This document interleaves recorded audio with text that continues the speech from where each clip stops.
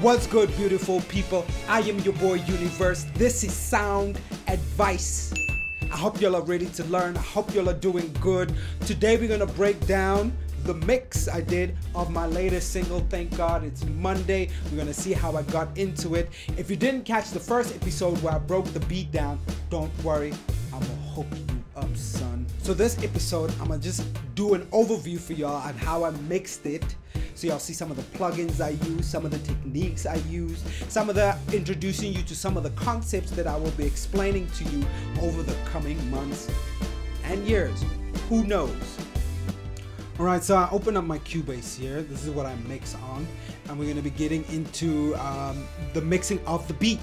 Now, usually the first thing I make in any beat is the drum. And also, as the first thing I mix. I feel that once you have the drums and once the drums are going and they're sounding good, the rest of the beat I sort of fold around it. So with every mix breakdown that I do, I'll probably start with the drums first. Let's see what we did with the drums. So go to the drums here. Also, just something to note, something that's very important is I like order. So if you look at my session, like my drum group, my 808 group, my EPs, my guitars, horns, synths, vocal cuts, raps, you know, I just like putting stuff into folders, making my the magic word being my workflow super easy for myself. When I want something, I know where to find. It's not a clutter or anything. When I started mixing, man, it was a wild west. It was just like crazy. Everything was all over the show. Now I know exactly where everything is. Alright, so let's get into the drums. So now my drums I have here nicely stacked.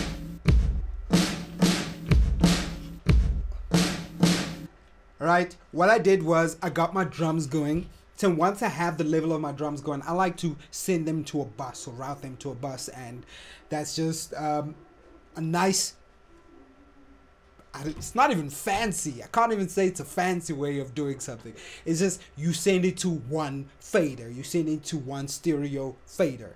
All right. And I sent it to my drum pre over here. Then I have my, then I send that drum pre to a drum post. So just a pre fader and a post fader. We'll go over what all of this means in later episodes. So I send all my drums to this fader. Then what I do is, first thing I usually do to my drums is I add some parallel compression. Now how you add this, that is up to you. We're going to go over some compression 101s, compression, like a whole bunch of like compression things, how to use compression, why you would use compression. It is very important that you understand compression. Right, so I send my drums to a bus. Then I add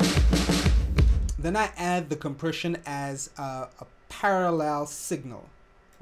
Just made it now pre-fader as a parallel signal. So I have it here as a parallel signal, and what parallel compression does, it gives you the best of both worlds. It gives you the best of having a really nice and punchy signal versus keeping your transients and your harmonics intact. So I'm just gonna switch the compression on and off so y'all can hear what it adds to the flavor, to the mix. Okay, let's make a loop here. Loop, loop-de-loop, loop-de-loop. Make sure the loop is good. And then let's go to the loop and play. So that's without it. That's with it.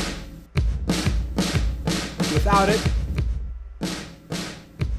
With it. So what it adds is just like that little spice, that little, you know, that juiciness, that butters, that seasoning, that Tabasco sauce, you know, the one in the green bottle. It adds a little bit of that. And then what I do with my drums, and I really don't want to like rush over this. What I do with my drums is I really like just add little spices here and there. Once I have my overall compression, I add compression here and there, little saturation. As you can see on my Rex, I have the inner list that you see here. To just little sprinkles, man. Some EQ, just bring out some of that top end. this kick here, my main kick, I got some saturation, like a little saturation. Got a compressor going here. Let's see, there's a compressor. Let's just bring it to this screen over here. Got a compressor going just lightly, just light, because we already have the parallel compression going. Got like a little EQ just to boost 160 over there. Got some R bass to really just get that 40, that low rumble at the bottom going. And then I got the second kick here, which when I selected the kick, so in my, and we're gonna go through some drum setup. In my drum setup, I deliberately chose a second kick as a layer because I was going to saturate the crap out of it and compress the crap out of it to really create a nice dirty sound underneath my drum kit. So as you can hear that.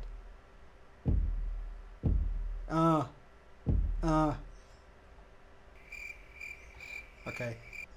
There we go.